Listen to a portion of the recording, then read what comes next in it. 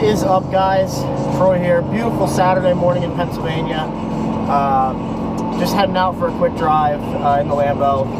Finally, the weather is nice.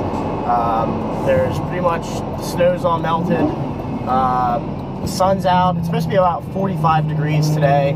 So hopefully the sun just stays out and keeps it warm. Without the sun, it would probably be down to like 30. But just wanted to talk quick about my decision for the Gallardo versus the Murcielago. You know, one of the first questions I get is, and I'm sure Parker, Peter, all you guys with the Gallardos here can understand that everybody who sees this car, you know, to them a Lamborghini is just a Lamborghini. They don't.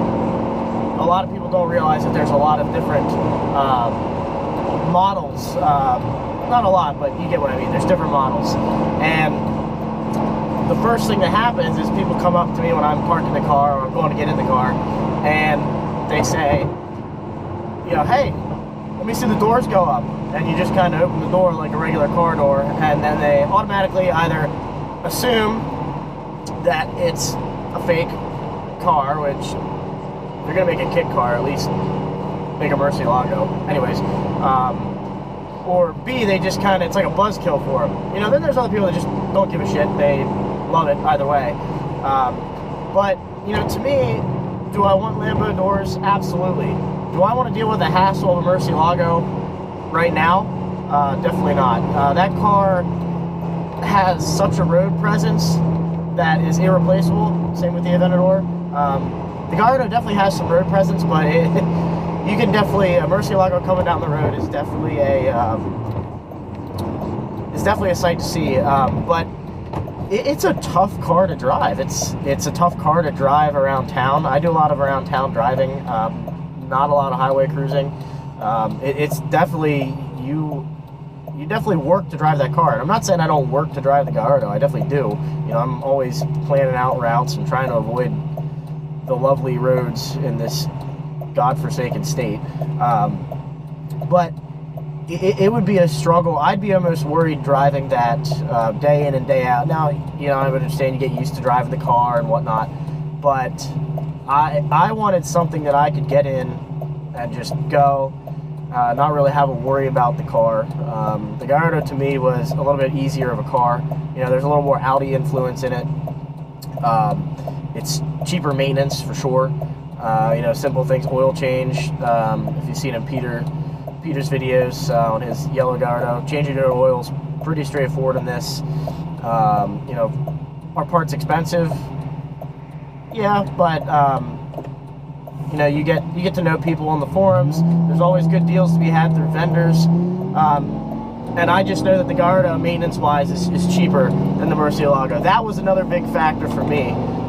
You know, I didn't want to have to deal with something that every time something went haywire on it, I'd be freaking out about prices, or, you know, what's this going to cost me? How long is it going to take? Or can I do the work myself? You know, I'm sure Peter's kind of in the same boat.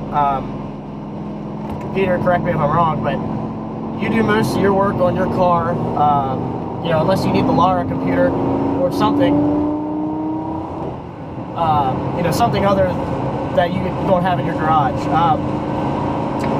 So, you know, I'm more comfortable with the car that I can get in, go.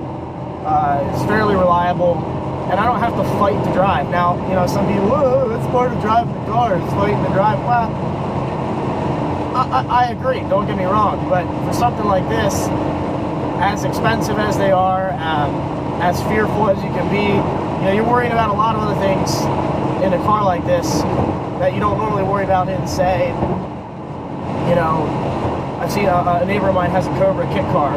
He loves it. He's like, oh, you should just drive that thing like you stole it. Yeah, well, I can, but, you know, you hit a pothole, your car's not an inch and a half off the ground. You know, you don't have a front nose to clip off. And that's the same way with the Murcielagos, the Aventadors, the Huracans, all that. So, you know, my main factor in choosing the Gallardo over the Murcielago, yes, I was looking at them. But like, again, ease of use, maintenance cost, and you know, that's pretty much it. It just boils down to those two things. I'm open to getting one in the future. You know, but for my first kind of supercar, the Gallardo to me was the perfect choice. Do the doors go up? No. Do I give a shit right now? No. You know, a Lamborghini is a Lamborghini. That's it. You know, that's what it is. I don't care if the doors go up. It still screams. It's still got the motor in the back. It still has all-wheel drive, and I love it. I wouldn't change anything for it, at least right now. So yeah, I just kind of that's a lot of the questions that I get is, you know, why don't the doors go up, and why don't you have a Murcielago if you could have gotten one? And a lot of people who don't, you know the research on those cars don't, you know, necessarily get that. They just think that if the doors don't go up, that's it. So, yeah. Anyways, that's all for now, guys. Subscribe, like this video. I got some more videos coming. Hopefully, here a detailing video on kind of what I do, taking care of the car. You know, I pretty much clean it after every drive. Call me crazy, but I'm picky like that. So I have that video coming. A buddy of mine has an orange Aventador. You might have seen that in the Motorama video. So I'm hoping to get that out, take that out for a spin, and have some fun. So yeah, subscribe, follow along. Take care, guys.